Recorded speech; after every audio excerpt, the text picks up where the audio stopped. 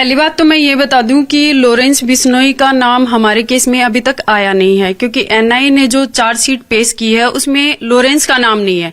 इसमें गोल्डी बराड़ और रोहित गोदारा तो इनका मुख्य नाम दिया गया है। तो मैं तो ये चाहती थी कि अगर आप इनाम रखना ही चाहते थे तो इन दोनों के ऊपर रखते, या फिर जेल में फिलहाल ये नितिन फौजी और ये जो हत्या करके गए थे इन लोगों के ऊपर रखते तो कुछ मानते, लेकिन लॉरेंस के ऊपर रखना मुझे तो कहीं भी सही नहीं लगा।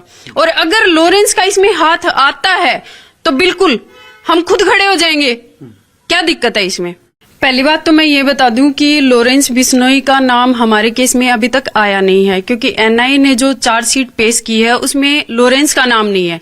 इसमें गोल्डी बराड़ और रोहित गोदारा तो इनका मुख्य नाम दिया गया है। तो मैं तो ये चाहती थी कि अगर आप इनाम रखना ही चाहते थे तो इन दोनों के ऊपर रखते, या फिर जेल में फिलहाल ये नितिन फौजी और ये जो हत्या करके गए थे इन लोगों के ऊपर रखते तो कुछ मानते, लेकिन लॉरेंस के ऊपर रखना मुझे तो कहीं भी सही नहीं लगा।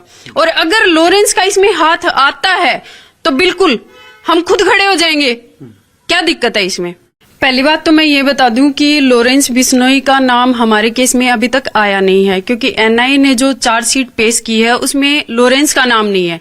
इसमें गोल्डी बराड़ और रोहित गोदारा तो इनका मुख्य नाम दिया गया है। तो मैं तो ये चाहती थी कि अगर आप इनाम रखना ही चाहते थे तो इन दोनों के ऊपर रखते, या फिर जेल में फिलहाल ये नितिन फौजी और ये जो हत्या करके गए थे इन लोगों के ऊपर रखते तो कुछ मानते, लेकिन लॉरेंस के ऊपर रखना मुझे तो कहीं भी सही नहीं लगा।